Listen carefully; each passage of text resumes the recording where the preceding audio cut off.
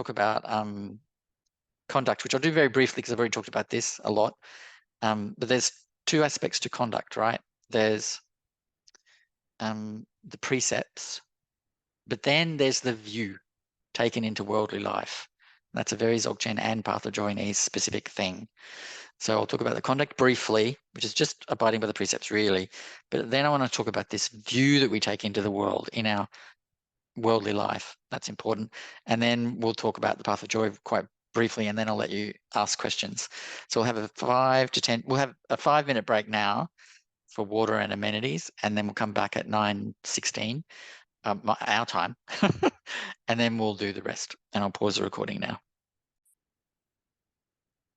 Okay, so we've already talked about Nepa or Shamatha, the style of meditation that we do in the Path of Joy and Ease.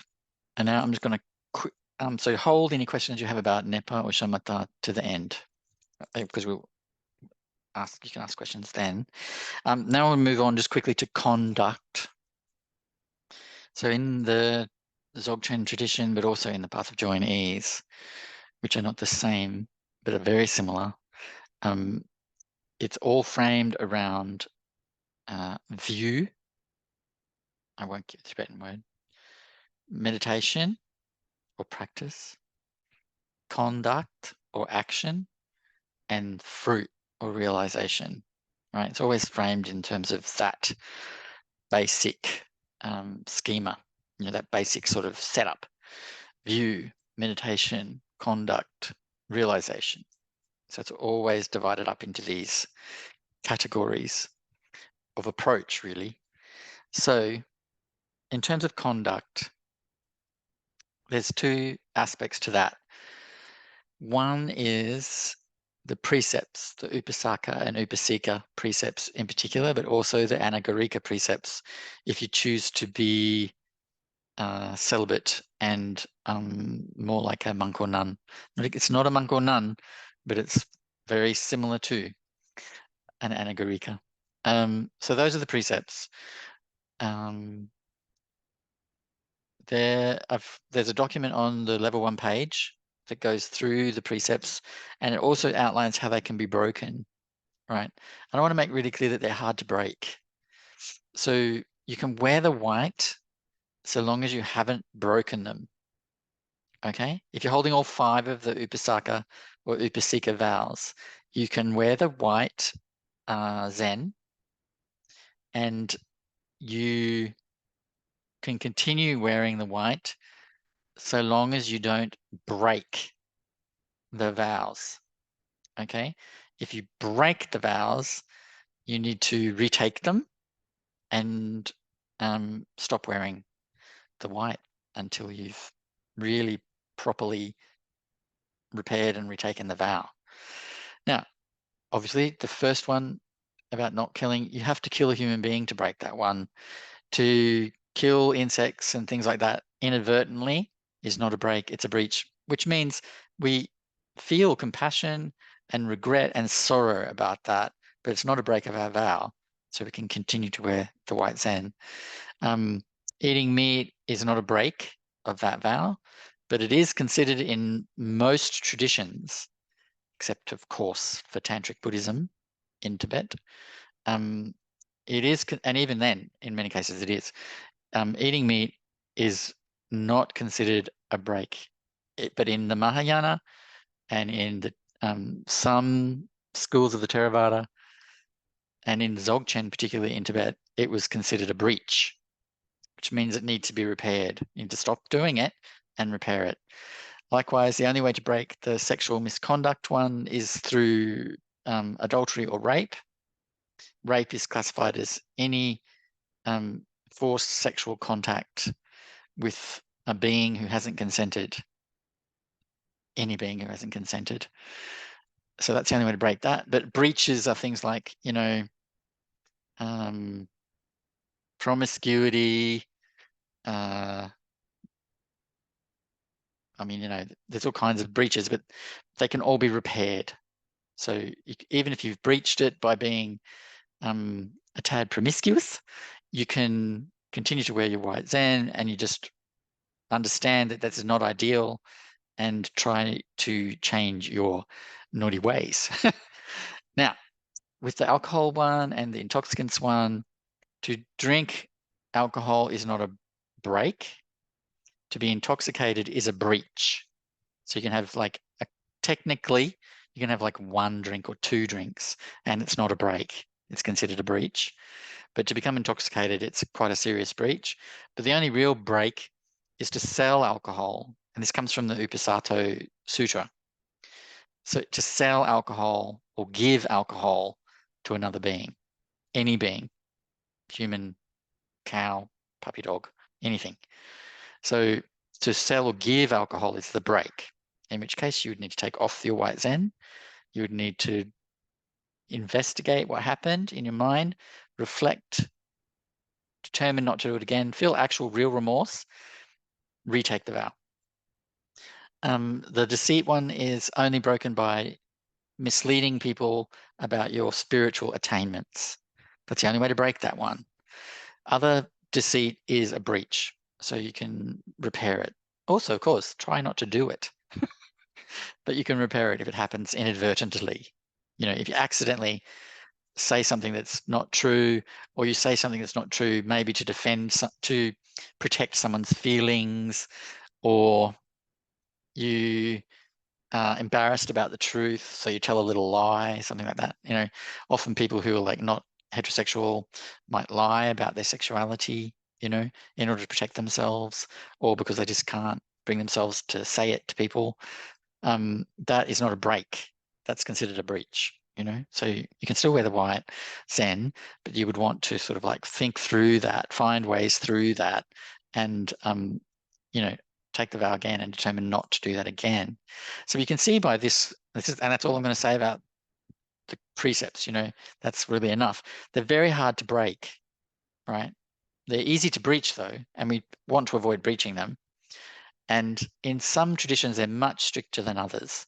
So, you know, technically in the Mahayana, no one should eat meat if they've taken the precepts, you know? So, and then in some schools in Theravada, they're very strict about that. For, you know, more kind of the Burmese tradition than the Thai tradition. They're very, some schools are very strict about vegetarianism in the Theravada. And then, of course, in the Dzogchen Semde, it's quite common that Dzogchen practitioners and lamas be vegetarian. However, in Tantra, it's not something that's emphasized. And in fact, when I'll tell this story just briefly, when Atisha, Dipankara Atisha, who is one of the kind of the first of the new schools, came to Tibet, he founded the Kadampa school, not to be confused with the new Kadampa, who are a whole different ballgame. But then Atisha went to Tibet and taught the Lojong teachings. But one of the other things he was really concerned about was that the Tibetans were not really strictly adhering to the precepts. And he was quite concerned about that. And he was also alarmed to discover that they were eating meat. And he also said, you know, don't do that. Don't eat meat. And the Tibetans say that the reason why no one listened to him at that point was because he didn't word it strongly enough. So he enabled them to have loopholes. So, but also, as I've said before, Padmasambhava, when he was in Tibet, when he found out that people who had taken precepts and ordination as monks and nuns were eating meat, he was very forceful. He was like, I'm leaving if you don't stop. You know, I'm not going to teach anymore if you don't stop. So multiple times there have been attempts to get people to stop eating meat in Tibet, but it hasn't stuck. So that being said, eating meat is not a break. It is a breach. So you can continue to wear the white, but it's really not in the spirit of the thing, particularly in an environment where to buy meat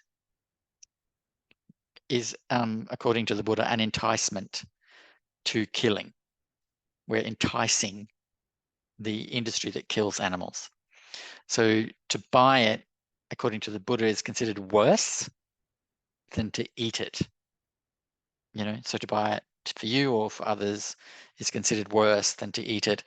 So that's why, like for example, Kyabje Togden Amtrun did eat dead animals that he found, because he was living in the high altitude mountains. Oftentimes people didn't turn up with food because he was snowed in. So he would have to eat animals that had died from the cold or died from old age or whatever. So the eating of meat, if it's not been killed for you, you've not bought it, is not a breach even. That's the Buddha himself said this is okay. To eat an animal that's died of old age or whatever, this is okay. So that's it. I don't want to talk about the precepts anymore because I've already done that quite a bit. But let's talk about this thing called the view. So I'm going to read something to you rather than rabbit on so that we get like a very clear sense of what this view is that we take out into the world. So this means, so when we talk about conduct in this tradition, both the Dzogchen Samde, but also the Path of Joy and Ease, when we're talking about conduct, we're not just talking about precepts. We're talking about view, how we view the world, how we view our perception, how we deal with what we perceive in the world, how we deal with what arises for us in our mind and in the world. Okay, so I'm just going to read you something which is a kind of a quick, brief outlining of the view. That is, this is the same view for Dzogchen Semde and for the Path of Joy and Ease, but there is a little difference. This is more Path of Joy and Ease side of it. Okay. All the infinite appearances of both samsara and nirvana are perfectly contained within and of the exact same nature as the Buddha nature, which is the true nature of reality and of the mind. This is the truth of the ground of reality. Next stanza. All things and all beings arise from a ground of boundless, uninhibited luminosity. That luminosity and the Buddha nature are one and the same, ever present as our undying natural awareness. Natural, unadorned awareness is like the sun, shining freely on all. Joy, love, compassion, and equanimity are its limitless radiance. This is the truth of mind's absolute nature. And the next answer is, mind's absolute nature is truly sky-like, limitless, boundlessly open, all-encompassing, and luminous. It is emptiness itself, without color, form, or shape, without subject or object, without past, present, or future, without origin, place of abiding, or destination. And yet, it is radiantly, lucidly aware. This can only be discovered and understood through silent meditation, fueled by the power of love, compassion, and devotion. This is the truth of gaining certainty through meditation. So that is the view that we're talking about. So back to the first stanza. This is the one you'll work with in terms of conduct in the beginning. All the infinite appearances of both samsara and nirvana are perfectly contained within and of the exact same nature as the Buddha nature, which is the true nature of reality and of the mind. This is the truth of the ground of reality. So what that means is, when you go out in the world, everything you encounter, everything that is in your perception is Buddha nature. This doesn't just mean beings. It means the ground you walk on, the sky over your head, the breeze on your skin, the thoughts that rise in your mind, the feelings that you have in your heart, the sounds that echo in the spaces you move through, the colors you experience, the heat and the cold, the crowded train, the noisy traffic, the barking dog, the crying baby, the laughing children, all of it, everything is Buddha nature. Everything is Buddha nature. So there is an attitude we take into the world, and that Buddha nature is, of course, our own nature and our own pristine or primordial awareness. So we need to, when we view the world, when we experience the world, we need to get it. We need to understand this is all Buddha nature. This is all a manifestation of that pure primordial awareness that is the heart of what I am and the heart of all beings and the heart of everything. So there's a kind of a level of exhilaration to that. Like this is all wonderful Buddha nature, but there's also a level of respect required, of um, uh, humility. Every person you encounter is the Buddha nature. Every plant you encounter is the Buddha nature. Everything, every noise you encounter is the Buddha nature. Everything is the Buddha nature. So in the Tantra teachings, you hear these teachings, all sound is mantra, all forms are yidam, blah, blah, blah. That's a tantric way of saying much the same thing. But the Dzogchen and the Path of Joy way of saying this is it's all Buddha nature. Well, actually, in the Dzogchen tradition, they would say it's all primordial awareness. But in our tradition, we would say, because we're coming from a tradition that starts some hundreds of years before Dzogchen starts, and it has actually its roots in South India rather than North India.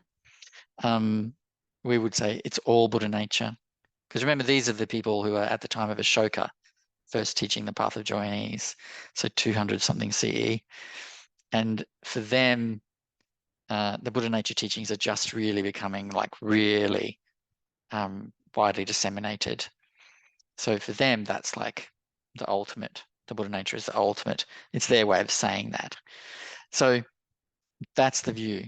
That's the conduct. We need to approach every being as though they are, not have Buddha nature, are Buddha nature. Approach every phenomena we encounter as the Buddha nature. So, when I'm walking to somewhere, the sun that shines on me is the Buddha nature. If it starts to rain and I'm getting wet, it's the Buddha nature. If I'm feeling hot and sweaty and uncomfortable, because this is Australia, it's the Buddha nature. If I hear a child laughing, it's the Buddha nature. If I'm stuck at an intersection on a bus and it's very crowded and there's lots of fumes and there's lots of noise, it's the Buddha nature. And you get this reverence for everything, and you get this contentment with everything, and you get this joy unbridled with everything. I used to really not like being stuck in traffic. I think that's universal. But, more and more, I'm like trying to restrain my laughter, actually. I break into, a beam like an idiot, because it really is all Buddha nature. And there's nothing problematic with that. There's no problem. There's no problem. Something jumping always says, there is no problem here. There's no problem here, which I think is a very powerful statement. All right, so that's the view. We abide by the precepts. We do as well as we can with them. We don't beat ourselves up if we can't keep them, if we don't know how to keep them, if we fall over sometimes, if we make a mistake sometimes, if we deliberately breach them or break them sometimes because we're in a mood of wild dudgeon, it's okay. Do your best. And then we approach the world with this view. And it's not like, oh, I forgot that person's Buddha nature. I got angry at that person. I'm a bad practitioner. No. Also, your feelings about how you related to others is the Buddha nature. Your feelings are the Buddha nature. So there's no, it's okay to have feelings. They're the Buddha nature, but you don't, the negative ones, you don't think, oh, they're founded in reality. They're founded in truth, because they're not. It's all just the rainbow manifestation of awareness The only fundamental truth is that primordial awareness, the Buddha nature.